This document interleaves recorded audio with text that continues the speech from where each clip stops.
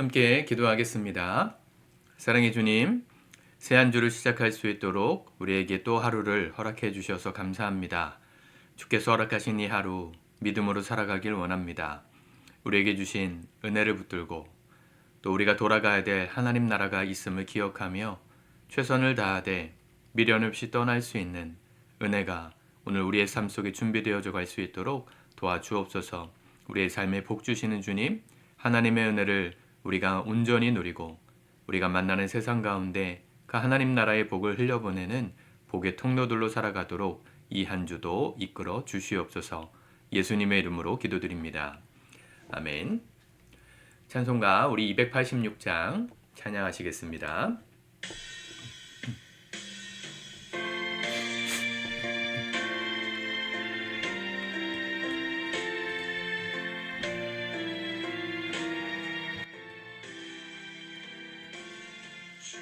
예수님 내 맘에 오사 날 붙들어 주시고 내 마음에 새 힘을 주사 늘 기쁘게 하소서. 사랑의 주 사랑의 주 내 맘속에 찾아오사 내 모든 죄 사하시고 내 상한 맘 고치소서. 주 예수님 내 맘에 오사 내 소원 다하시고 내 무거운 짐 맡아주사 참 평안을 주소서. 사랑의 주 사랑의 주 내 맘속에 찾아오사 내 모든 죄 사하시고 내 상한 맘 고치소서.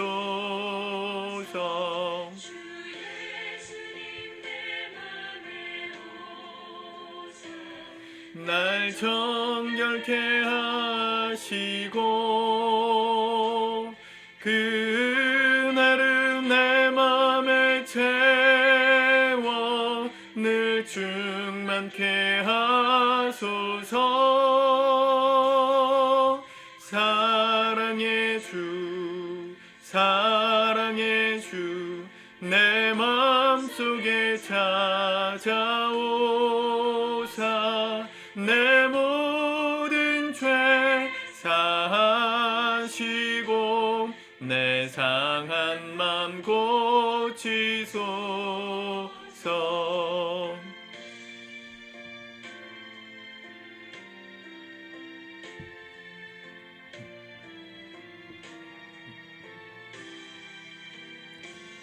주 예수님 내 맘에 오사 내 길 인도하시고 주 성령을 내 맘에 채워 늘 충만케 하소서. 사랑의 주 사랑의 주 내 맘속에 찾아오사 내 모든 죄 사하시고 내 상한 맘 고치소서.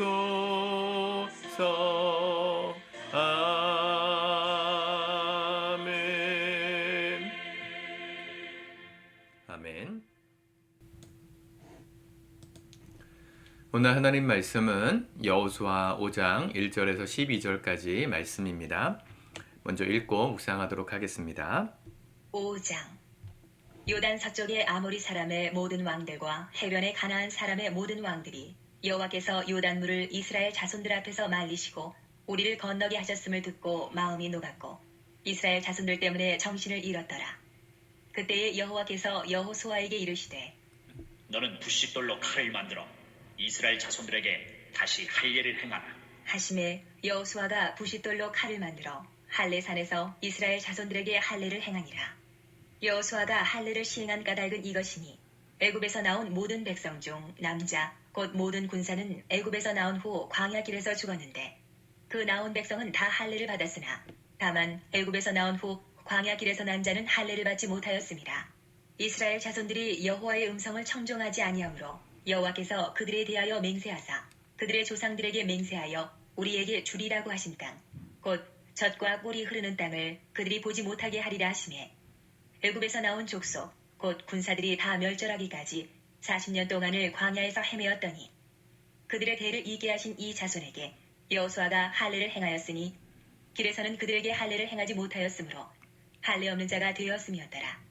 또 그 모든 백성에게 할례 행하기를 마침에 백성이 진중 각 처소에 머물며 낫기를 기다릴 때에 여호와께서 여호수아에게 이르시되 내가 오늘 애굽의 수치를 너희에게서 떠나가게 하였다. 하셨으므로 그곳 이름을 오늘까지 길갈이라 하느니라. 또 이스라엘 자손들이 길갈에 진쳤고 그달 14일 저녁에는 여리고 평지에서 유월절을 지켰으며 유월절 이튿날에 그 땅의 소산물을 먹되 그날에 무교병과 볶은 곡식을 먹었더라. 또 그 땅의 소산물을 먹은 다음 날에 만나가 그쳤으니 이스라엘 사람들이 다시는 만나를 얻지 못하였고 그 해에 가나안 땅의 소출을 먹었더라. 아멘. 주말 동안에 이스라엘 백성들이 요단강을 건넜습니다. 건넌 그 자리에 하나님의 12표지석을 세워놓고 하나님이 이 땅을 우리에게 주셨다 선언하는 장면들이 있었습니다. 그리고 오늘 본문 5장에서 하나님은 여호수아에게 명령하십니다. 이스라엘 백성들에게 할례를 행하라. 그냥 행하는 것이 아니고 2절에 보면 다시 할례를 행하라 그랬습니다. 할례는 이스라엘의 조상이라고 하는 아브라함에게 명령하셨던 명령이죠. 하나님께서 이 구별된 백성으로 하나님의 사람으로 구별된 존재로서의 표지로 행하라고 하신 것이 할례입니다. 오늘날의 포경수술인데요. 하나님께서 우리에게 명령하시는 것들은 사실은 그냥 단순한 명령이 아니고 우리에게 있어서 상징적 또 문화적, 지리적, 환경적 요인에 있어서 합당한 명령입니다. 할례를 행하는 거, 포경수술을 하는 거, 지금은 의학적으로 그게 얼마나 위생적인지를 알기 때문에 누가 뭐 시키지 않아도 굳이 하나님을 믿지 않는 사람들도 이 포경수술을 다 하지 않습니까? 그게 더 위생적으로 깨끗하다는 걸 아니까. 또 율법에 보면 돼지고기를 먹지 말아라 이렇게 말씀하시는데 광야에서 이 고기는 생명과도 같은 것인데 단백질 섭취의 거의 유일한 근원이잖아요. 근데 돼지고기는 금방 상할 수밖에 없기 때문에 잘 보존될 수 없다는 위생상의 이유로도 하나님이 금하신 겁니다. 하나님은 우리에게 주신 명령들은 다 이렇게 선한 것들입니다. 근데 사람의 본성이 뭐 하고 싶은 거 못하게 하면 그게 그렇게 싫습니다. 내가 원하는 대로 좀 못하게 하면 그게 억압처럼 느껴지죠. 억압. 이 마르크스주의자들, 이 공산주의자들의 사상 중에 한 가지가 이 세상이 이렇게 불의해진 이유, 세상이 이렇게 악해진 이유, 그 악의 근원을 뭐라 보냐면 사유재산, 이 자본주의 때문이라고 봐요. 가진 자, 이 부르주아가 가지지 못한 자, 프롤레타리아를 착취하고 억압하기 때문에 우리에게 이렇게 부조리한 세상이 됐다. 이 만악의 악인, 만악의 근원인 이 자본주의의 병폐, 사적재산, 사유재산이라는 걸 없애야만, 그래서 공산, 함께 나누어 먹는 세상을 만들어야만 세상이 파라다이스가 된다 이렇게 말하잖아요. 근데 사실은 이 억압이라는 것을 이 프로이드는요, 인간의 문명을 유지시켜주는 불가피한 것이었다 이렇게 말하기도 했어요. 사람이 본능이 있습니다. 어떤 성적인 욕구, 또 동물적인 욕구 같은 것들이 있는데 그것을 억압하지 않으면, 절제하고 통제하지 않으면 세상이 어떻게 되겠습니까? 짐승의 세상이 되겠죠. 그렇죠. 길을 가다가 어느 이성을 봤는데 성적인 충동이 든다고 해서 성관계를 막 시도한다 하면, 그러면 그 사회가 어떻게 유지되겠습니까? 그 본능을 억압하고 절제해야만 문명, 인간 문명이라는 게 유지가 될 수 있잖아요. 근데 프로이드는 이 억압이라는 것이 결국 사람을 병들게 했다. 그래서 원초적인 모든 본능들을 자유하게 해야 된다. 이렇게 주장했어요. 또 이걸 현대적으로 20세기에 와서 재해석한 사람이 마르쿠제라는 사람인데 프랑스의 68혁명의 아주 정신적 지도자였죠. 이 마르크스, 이 폭력적인 이 혁명을 일으켜서 세상의 부조리함을 바꿔치우자, 개혁하자 외쳤던 마르크스와 이 프로이드, 모든 억압이 인간의 병들게 한 원인이다 했던 것을 해석했어요. 재해석했는데 뭐라고 해석했냐면 억압이라는 것이 두 가지 종류가 있다는 겁니다. 하나는 본능적인 가장 최소의 문명을 유지시켜 줄 만한 그런 가장 기본적인 억압이 있고 그거 이외에 다른 모든 과잉 억압이 있다 이렇게 말했어요. 인간 문명을 유지시키기 위해서는 최소한의 억압이 필요하다.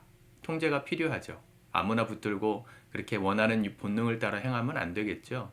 그 정도의 본능은 억압시켜야 되겠지만 과잉 억압, 예를 들면 일부일처제, 또 남자와 여자의 결혼, 또 동물과 수간하는 것을 금지하고 여기 말하는 모든 성경에 나와 있는 어떤 그런 기본적인 가치관들은 과잉 억압에 해당된다 이렇게 해석했습니다.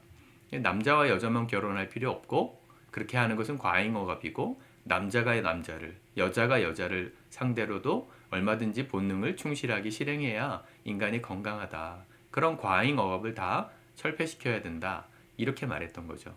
그래서 지금 유럽의 68혁명 이후로 유럽, 프랑스나 이런 곳은 아무 데서나 지금 혼욕 같은 것들이 자유롭게 성행합니다.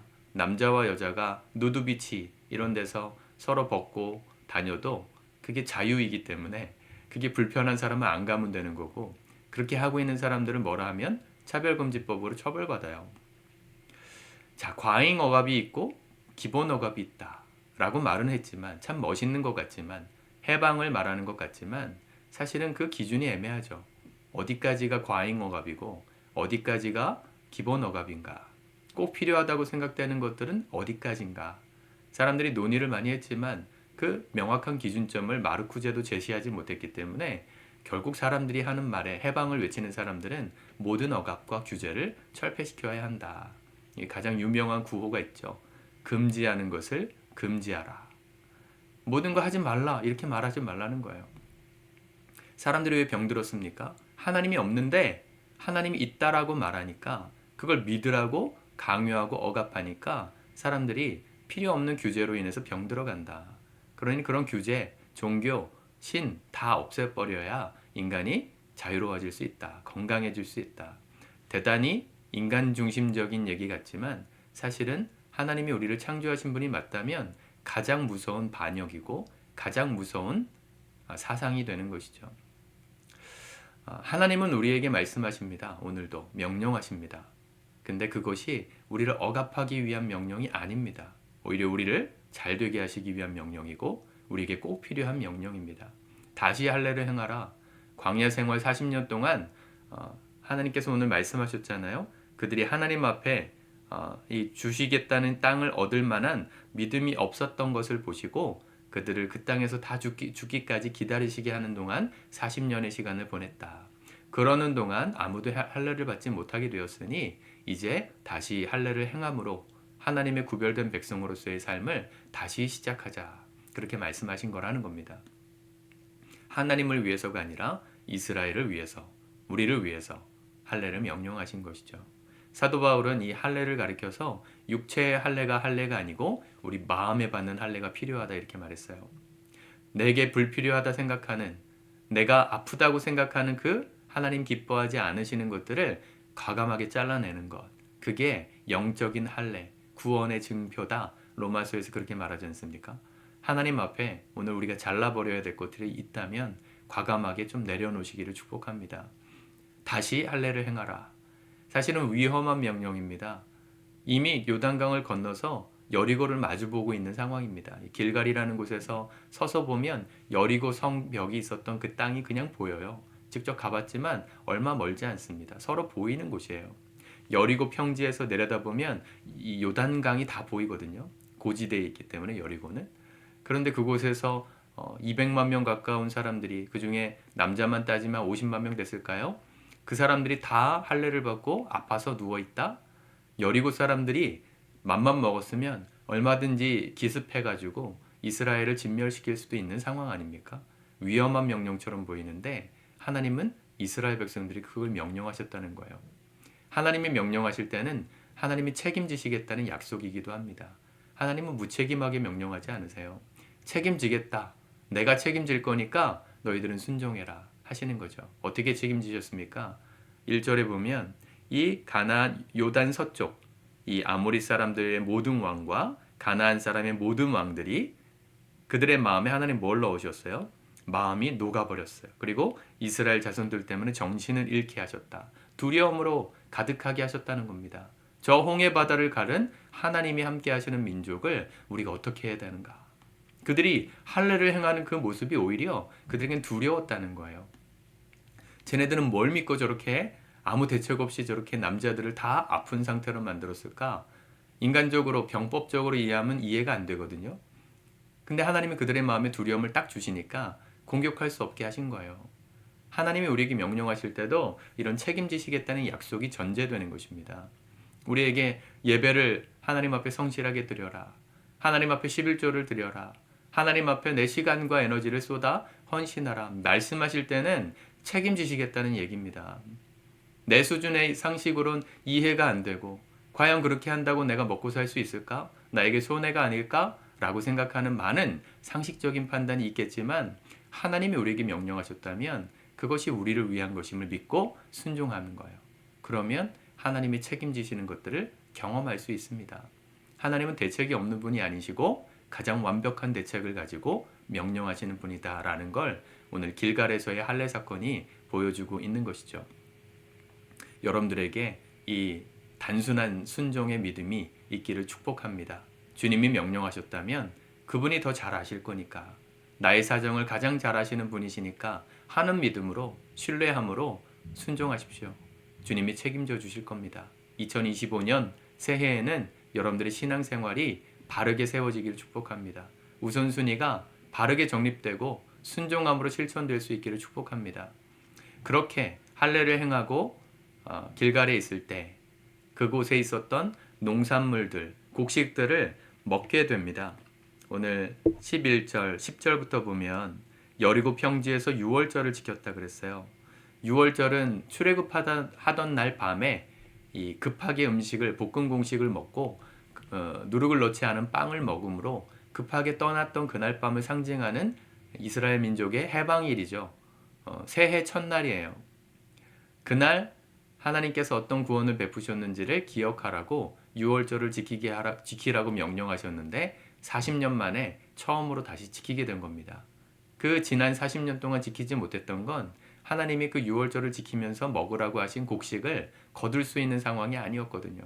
그때는 만나를 주셔서 먹고 살게 하셨는데 이제는 가나안 땅에 정착해서 처음으로 거두었던 그 땅의 소산물을 먹었다는 겁니다. 11절에 그 땅의 소산물을 먹되 그날에 무교병과 곡식, 볶은 곡식을 먹었더라. 자, 그 순간 어떻게 됩니까? 12절 그 땅의 소산물을 먹은 다음 날에 만나가 그쳤으니 이스라엘 사람들이 다시는 만나를 얻지 못하였고 그 해에 가나안 땅의 소출을 먹었더라.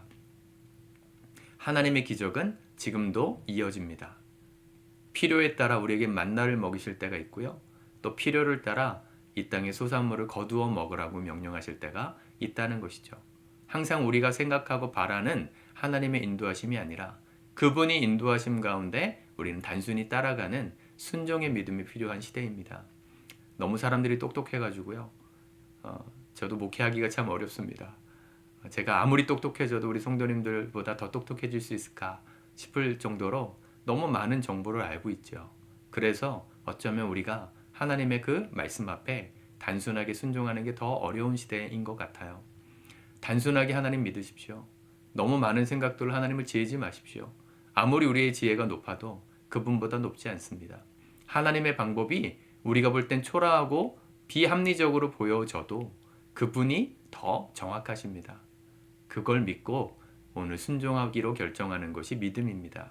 저와 여러분들에게 이번 한 주, 오늘 하루 이 단순한 순종의 믿음이 있기를 축복합니다. 하나님이 우리에게 하신 명령은 나에게 좋은 것이다. 그분이 명령하셨다면 책임지시겠다는 약속이다. 우리는 그저 그 하나님의 행하심을 믿고 단순하게 따라가자. 그것이 믿음이다 하는 결단이 오늘 우리에게 일어나기를 축복합니다. 기도하겠습니다. 주님 감사합니다. 하나님의 말씀을 진리로 받습니다. 세상에 많은 지식과 소리들과 논리가 있지만 그 모든 상식을 내려놓고 하나님의 말씀을 상식으로 붙들 줄 아는 진정한 믿음의 사람, 순종의 사람, 주님 기뻐하시는 기적의 사람들 다 되도록 축복하여 주시옵소서. 예수님의 이름으로 기도드립니다. 아멘.